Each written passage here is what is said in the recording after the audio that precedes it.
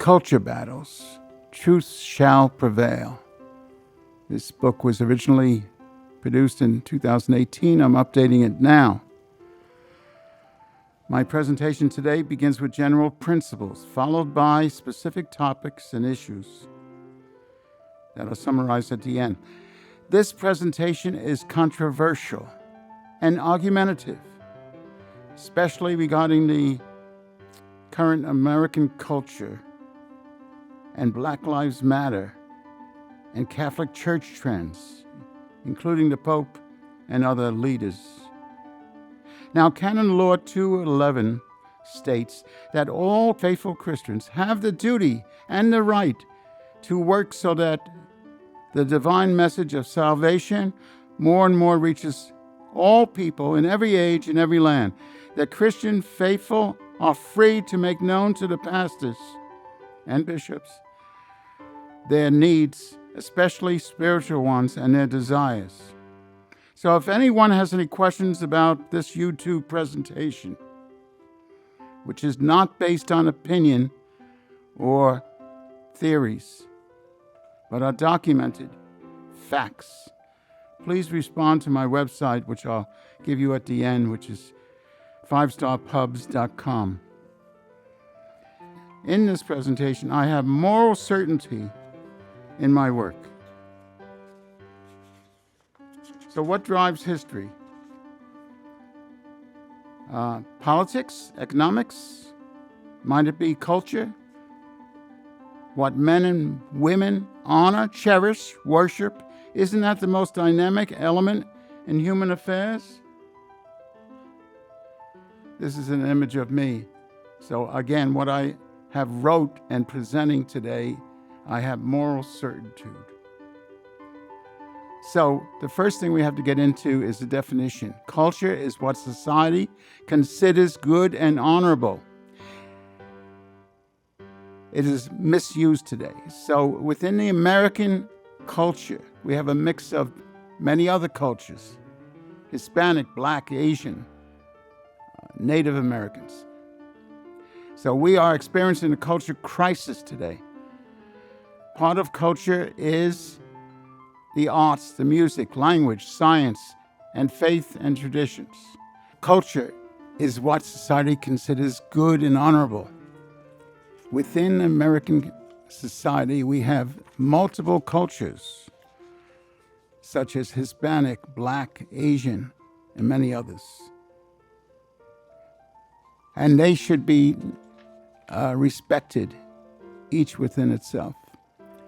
The arts, music, language, science, and faith and traditions within each of those.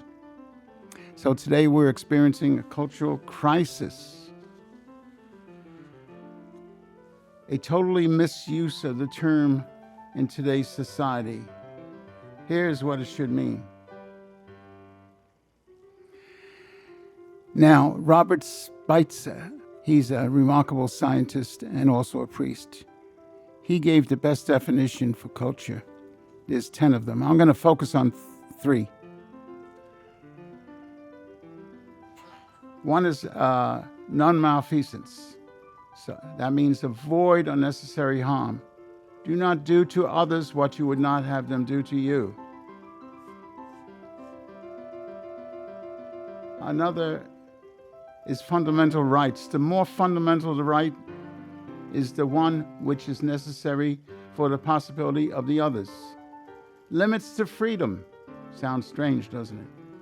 But one person's or group's freedoms cannot impose undue burdens upon another person or group's freedom.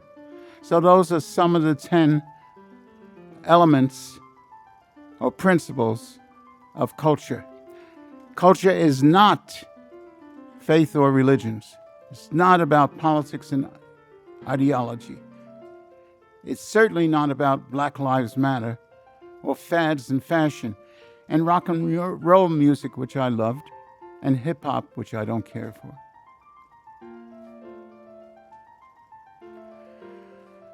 Worldviews and philosophies.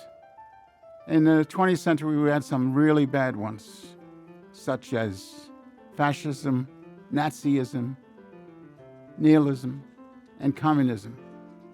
And today in the 21st century, we have bad ideas like atheistic humanism, communism, socialism, Black Lives Matter, Antifa, and radical Islam.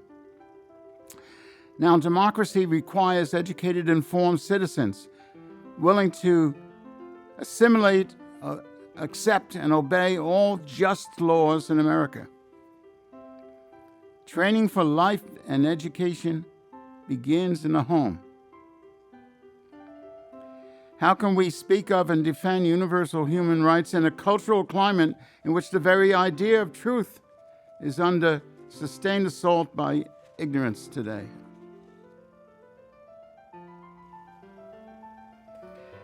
We must understand that we cannot understand others without truth. We can't correct injustices without truth. We can't be saved without truth. Can you really love Christ if you don't know him?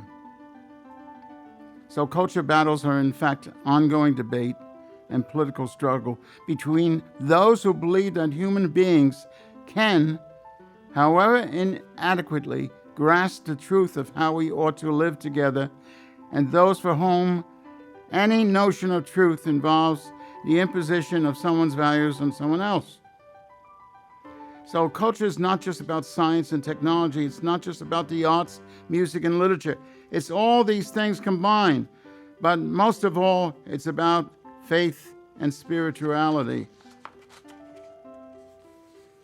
So here's some examples of truths. We have both objective and subjective truths. All sciences and technology are objective truths, as is math. The arts and music are subjective truths. Medical health is both an art and a science. The fertilized egg is 100% human, 100% of the human genome. That's objective science. It's validated.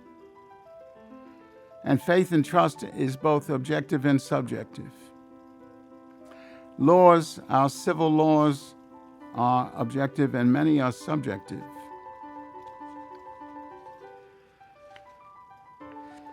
So how do we arrive at this position in society today?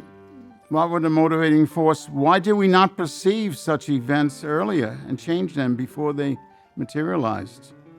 The answer is when you're in the eye of the storm, you cannot see the pending disaster. So let's clearly define some other things. Made in God's image means mentally and spiritually, not physically. We are all transcendent spiritual persons. We have a higher purpose and calling by our Creator. We are constantly in pursuit of wisdom. Wisdom is defined as truth plus reason times experience. So wisdom equals T plus R times E. Truth plus reason times experience.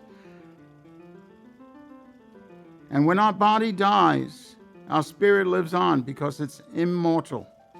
For example, people who experience temporarily out-of-body experience told us this when they were revived. Blind people, interesting enough, who had an out-of-body experience were able to see some relatives, spiritual relatives. Some encountered and talked to them. So the American Constitution is based on these key Judeo-Christian principles by the founders: sanctity of life, liberty, equality before the law, dignity of the individual, individual responsibility, peace and justice, and love as the foundation for all. We must return to our Judeo-Christian principles and moral values. And I must point out at this point that Islam, Hindu, and other faiths are not compatible with Catholic philosophy or theology. During the 1,000 years of the Roman Empire, about 75% of the world's population were slaves. Throughout the 17th and 18th century, Muslim traders kidnapped African people and sold them to South America, and Middle America, and to the United States. The North's victory over the South freed 4 million enslaved people. But the legacy of slavery continued to influence American history until after the emancipation. President Lincoln, by the way, he established a Republican Party.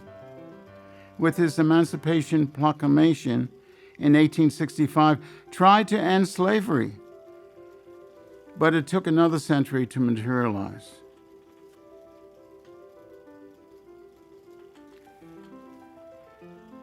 Now, does equality really exist? It's an ideal.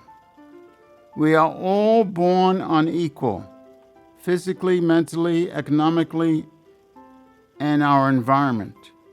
We don't select parents, our tribe, and our initial religion. Equal opportunity is good, excellent, but equal outcome is bad. We should not dictate what the outcome will be. Equality under the law is an ideal, which society should always endeavor to achieve. But those who have better lawyers get more equality in the law. But again, thank God we are not all the same, otherwise it would be a very boring world. Now, should we repress smarter, richer people? Talented people? I don't think so. African Bishop Tutu said it well. We are all different talents, and let us celebrate our diversity. Let's get into Black Lives Matter. If you checked out their website, blacklivesmatter.org, you'll find this is an exact quote.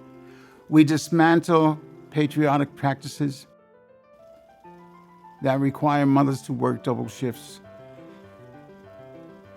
that they can mother in private even as they participate in public justice. We disrupt the Western prescribed nuclear family, and so on and so forth. We foster a queer affirming network. So these are more communist ideas, destroying the family. Now, it gained much more influence and money following the death of George Floyd, and all those protests have taken place worldwide. They have clearly exploited the tragic death of Mr. Floyd for political and financial advantage. If we look at what the national chairman of racial equality said, there is a difference between protesters and leaders who run the Black Lives Matter organization. Founder Alicia Garza says she is a Marxist. That's clear. She is one of the 3 leading founders of Black Lives Matter. The chairperson of the Congress of Racial Equality also said that defunding the police is just the beginning of what Black Lives Matter organization wants. It's a Marxist mentality that does nothing for the black community. It does nothing to advance racial equality. Causing disruption of the nuclear family is clear and present danger to the black community. About 70 to 75% of black families today do not have a father that lives at home. We'll get to that later. Fatherlessness represents a crisis for all races. The most famous goal of BLM is defunding police services. The black community, he says, does not actually want less police. They want less bad police. And he said there are bad apples in every profession. We all know that. So let's look at some census numbers. Census Bureau statistics indicate that about 13.4% of the total population in 2019 were classified black, while 18.5% are classified Hispanic/Latino. That's excluding the 12 million or so undocumented Hispanics. So the brown people, so-called, the Hispanic Latinos, are far greater in number, and they're growing at a greater growth rate. So why is that so? They're growing at about 30% per year. So black people are 13% of the U.S. population, yet they account for 38% of all abortions. That's why. The black abortion rate, abortions per 1,000 women aged 15 to 44, is 3.8 times greater than all others. So Black Lives Matter substitutes Marx's communist class conflict between blackness and whiteness. The black versus white creates a permanent enemy class.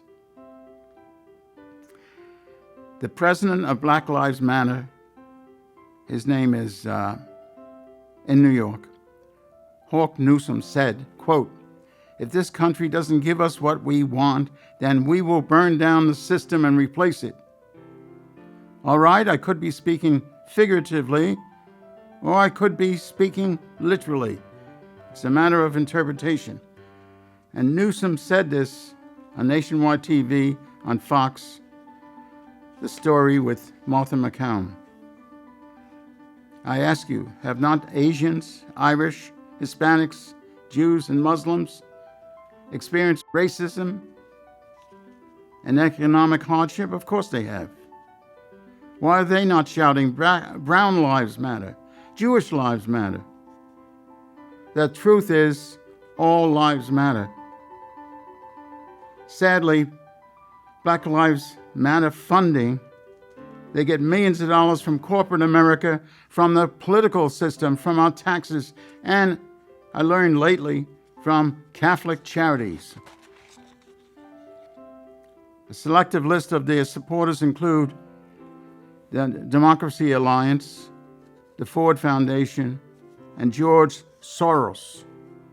It's terrible. I think they're approaching $500 million in funding.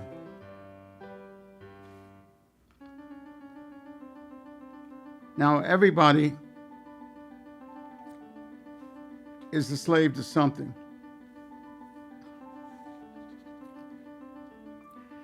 We are slaves to our jobs, which some of us do not enjoy.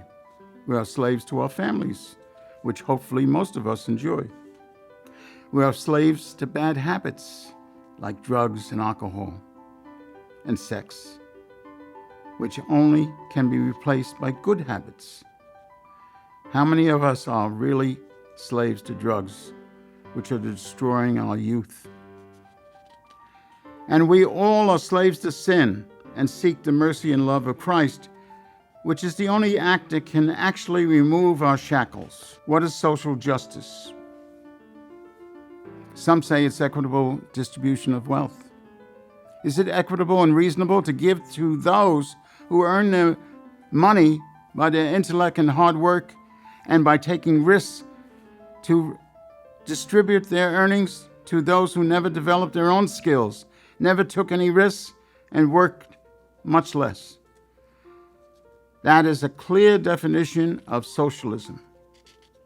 How has socialistic societies worked out so far? Look at Venezuela, for example. We have freedom, justice, and opportunity, but the Constitution does not give us any guarantees of economic outcomes or success.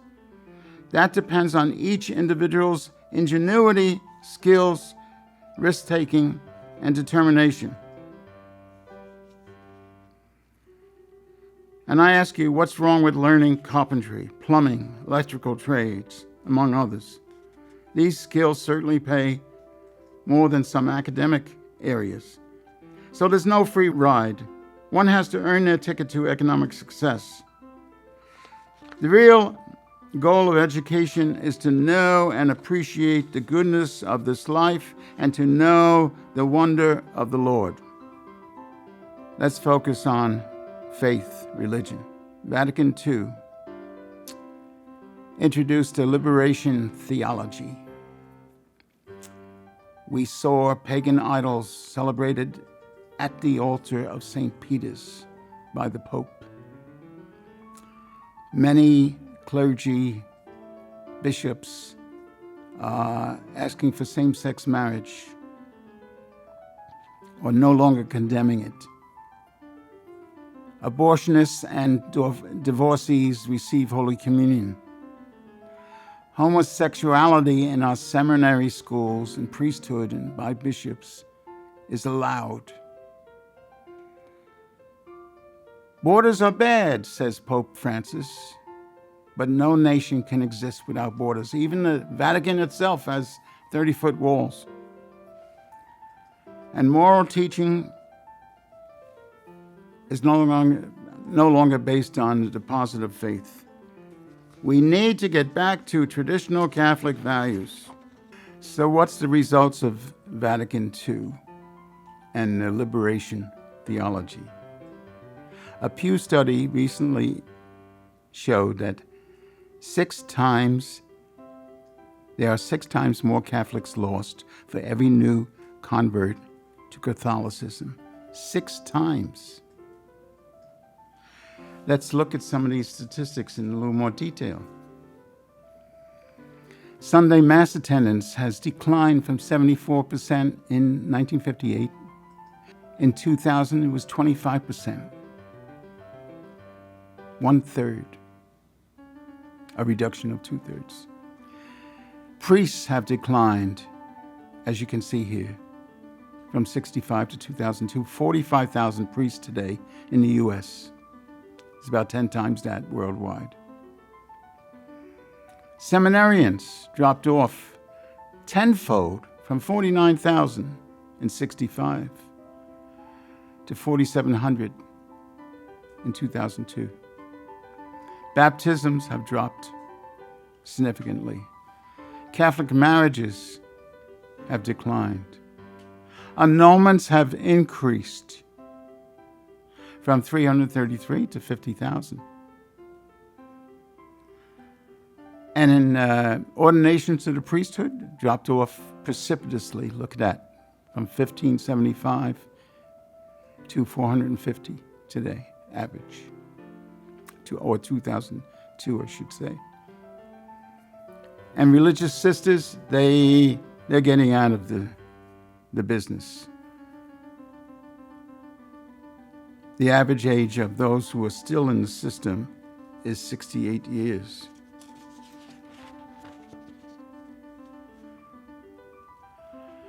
So the Gallup poll on weekly Catholic attendance, you can see it dropped off precipitously after Vatican II.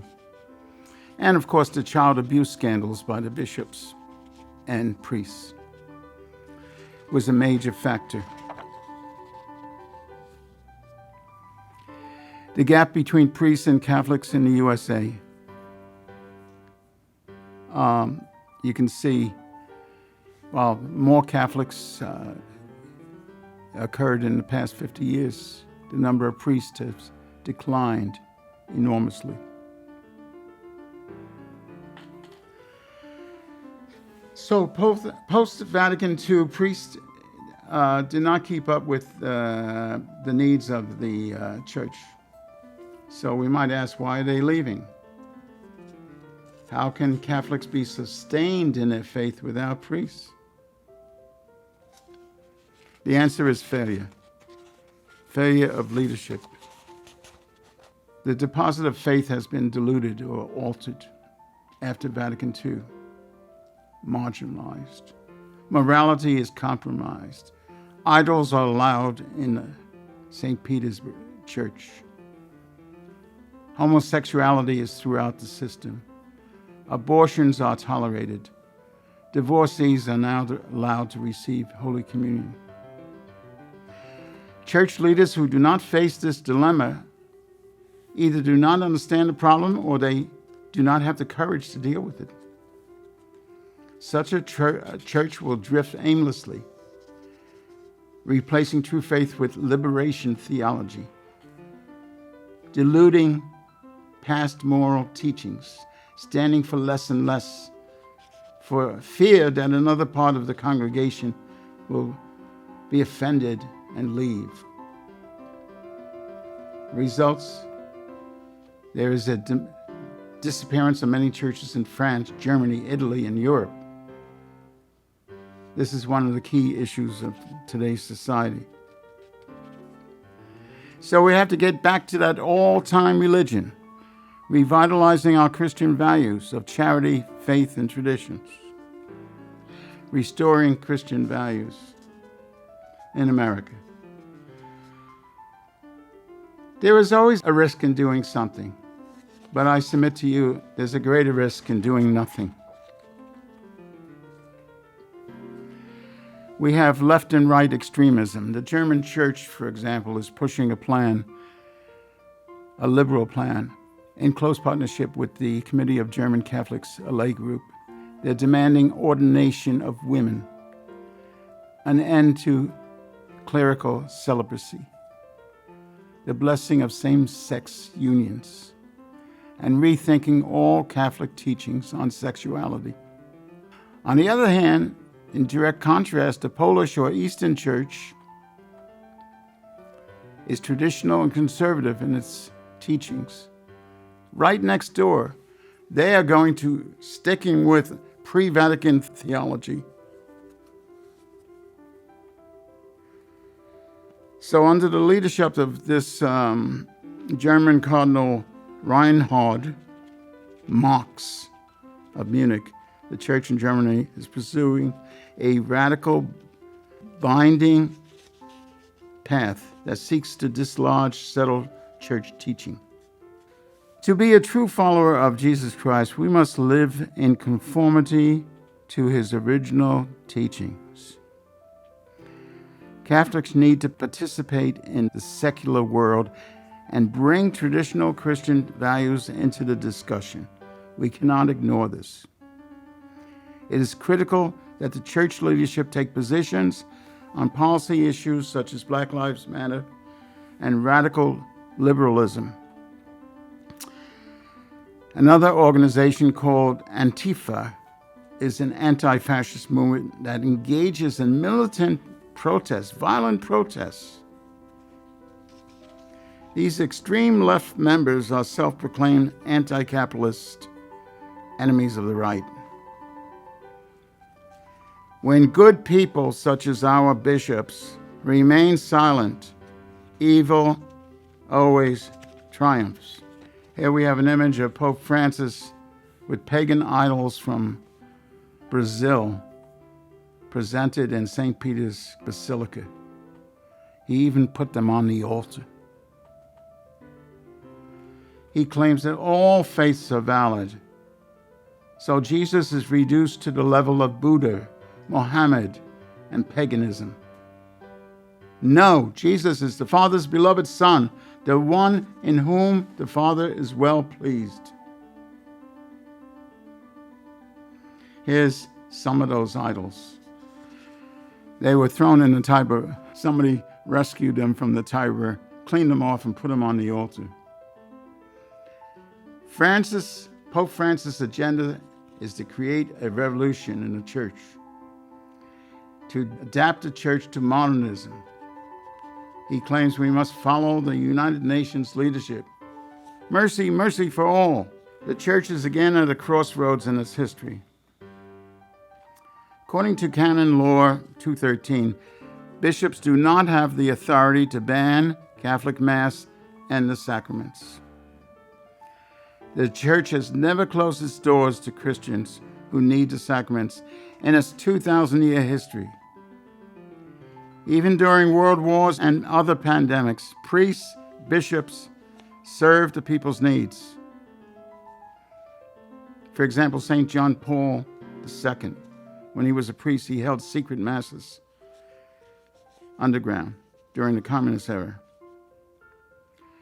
The responsibility of the bishops is to minister to the faithful and in celebrating the Mass and administering the sacraments. This trumps any order by a superior or secular civil authorities. This is divine law. Bishops must take up their cross and carry it. Bishops could have planned Easter Sunday Masses in 2020. There were practical solutions in Florida and many other states. The governor of Florida and other states, some other states, never banned Christian services. Even if they did, the separation of church and state, the bishop should have been strong and said, no, we will not close our doors. Government is responsible for protecting us physically. Bishops are responsible for saving our souls. That's their primary mission of all bishops. The Pope is accused of a cover-up by Archbishop Vigano. This is a man who gave 60 years of his life to the church. He was the third highest ranking bishop in the Vatican. Then he was demoted to the nuncio to the United States. And while he was 5 years in the United States, he realized the corruption that was going on in the church.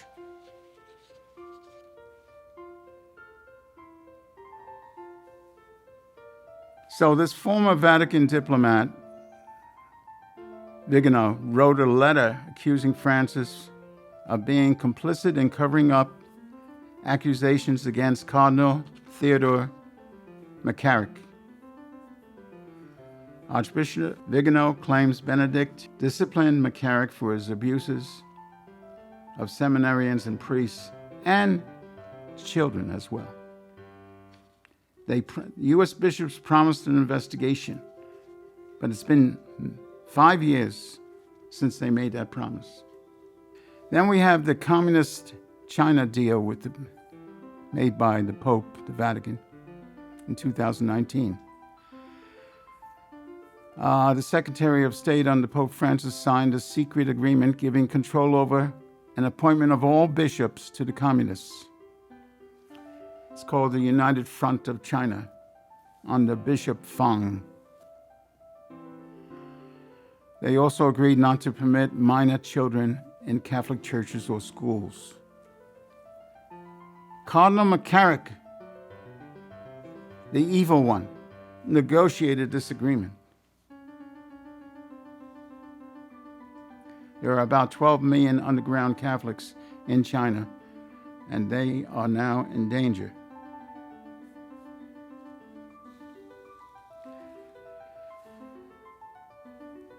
Pope's American racism agenda. The Vatican seized on George Floyd's tragic death and suggested a coordinated messaging strategy aimed at the American Catholic Church. He criticizes them for political and ideological partisanship. It was really an effort to call out conservative Catholics for whom the abortion issue is paramount, while he says other life issues dear to him, racism, immigration, death penalty, and poverty, have played second fiddle in America. He's wrong. He also proclaimed that President Trump is not a Christian because he builds borders. Well, the Pope lives in the Vatican, which is surrounded by 30-foot walls. Unbelievable. Our funds,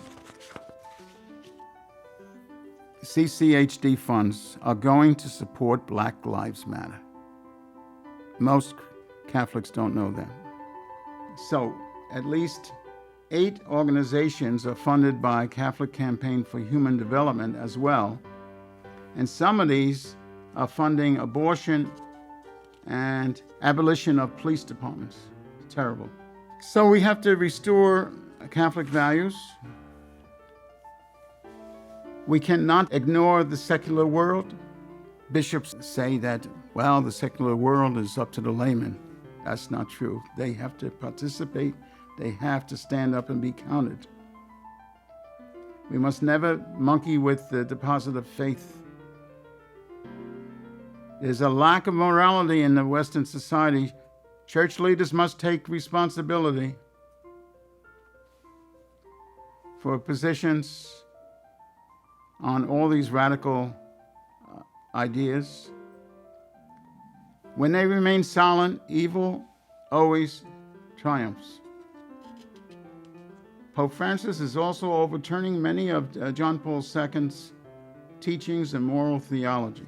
So whatever we do or don't do in life has eternal consequences. Here are some words from Saint John Paul II. Freedom consists in not doing what we like, but having the right to do what we ought to do. Science can purify religion, and religion can purify science. Social justice cannot be attained by violence. Violence kills what it intends to obtain. Right and wrong are no secret to anyone until they begin to deny that right and wrong exists. Ideas on human virtues such as kindness, compassion, tolerance, charity, regardless of gender, ability, and race, originated in the Bible.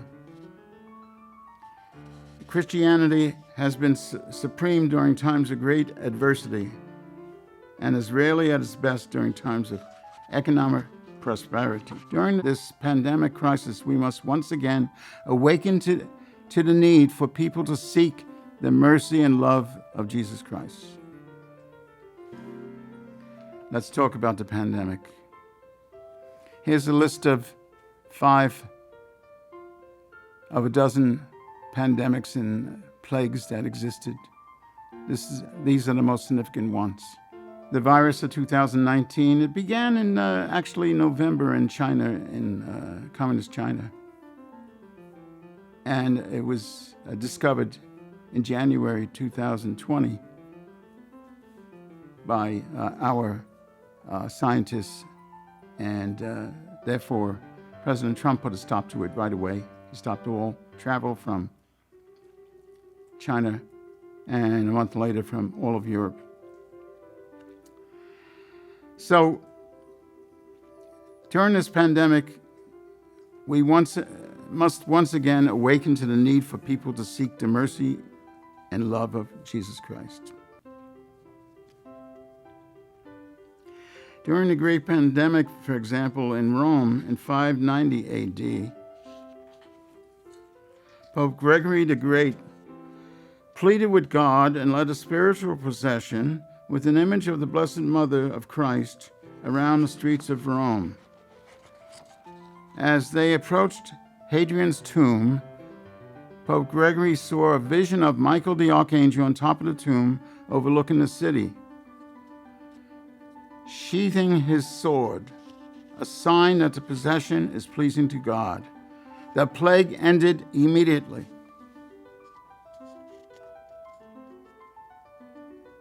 We must awaken to the truth that there is more important meaning to life than merely existing, procreation, accumulation of wealth, status, and power. We might recognize that we are transcendent spiritual beings with human bodies and eternal souls. By allowing this evil virus to spread in the world, the Lord places an obstacle in our persistent path to damnation.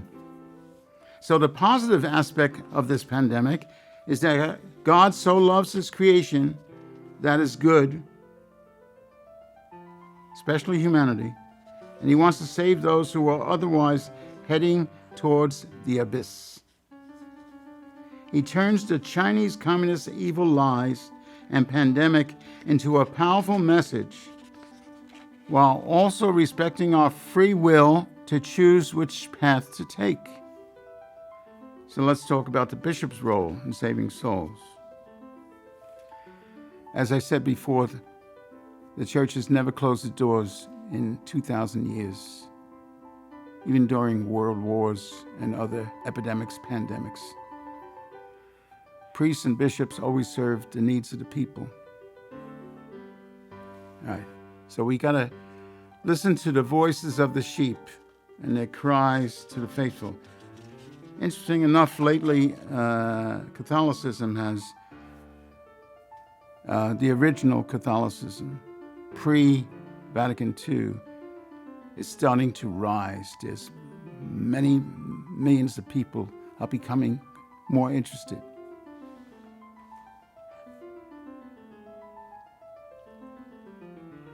Okay, so let's come to some solutions. Morality has to be restored based on traditions and the Bible, the deposit of faith. We must outreach to provide assistance to Hispanic families.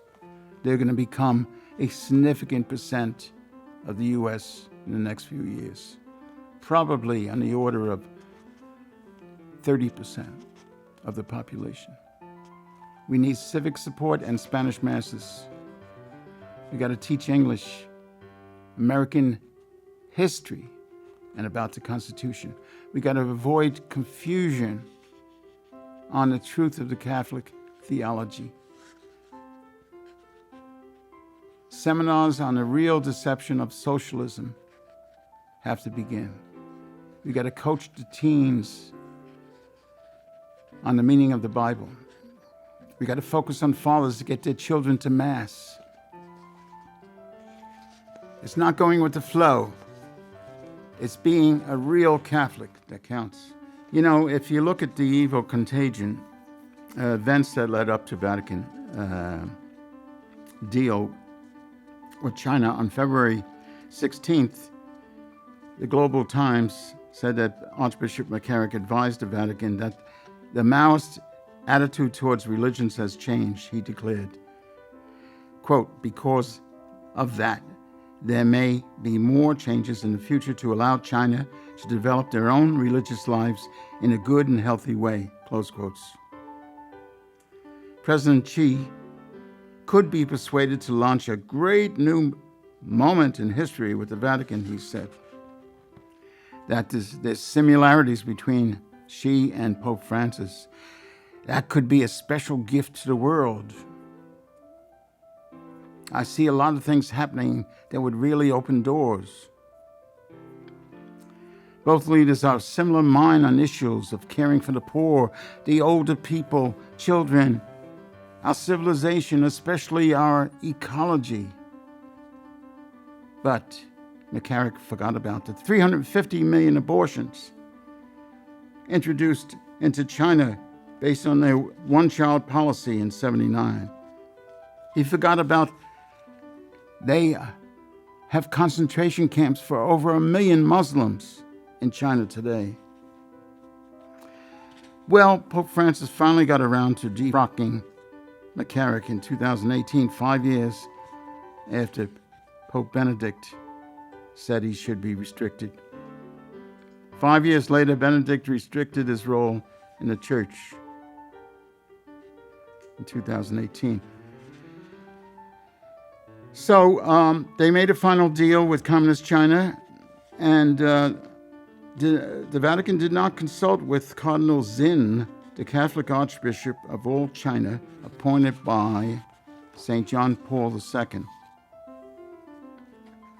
The Chinese then tore down 2 shrines dedicated to the Blessed Virgin Mary. One of them was Our Lady of Seven Sorrows. Finally, the Chinese Communist government lied to humanity and covered up the greatest pandemic in human history. These are historical facts. So we have to get back to basics, love of God and love of neighbor. And of course, Saint Teresa of Calcutta is a prime example of that. We need more people like her. So, and finally, how do we know God? We know him by his word, the Bible, his fulfilled prophecies, his teachings while on earth, the Gospels, his witnesses, by human reasoning, logic, and trust, which is faith, and by the beauty and wonder of his creation. I want to end this short presentation with a beautiful image which I copied from a lecture given by Professor Jordan Peterson. This caught my eye. It's a symbolic old painting. It shows the Virgin Mary there giving the fruit of life of Christ from the cross of Christ, from the tree of life and death. And you have the original Eve giving the fruit of death to society. What a contrast.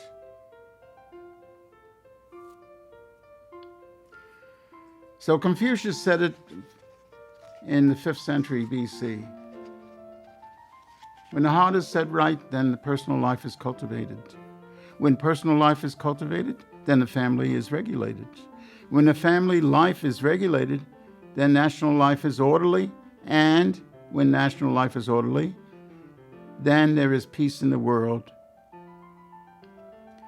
What is the good of life? We must stop unnecessary suffering by helping others. We must overcome our fears. We must reach our potential and transcend our mortality. Thank you for your attention. Here's my website, 5starpubs.com. And this book is available. I'm updating it. Thank you very much. Finally, we should all pray for Pope Francis, who seems to be misguided, that the Holy Spirit will once again guide him for the sake of Holy Mother Church.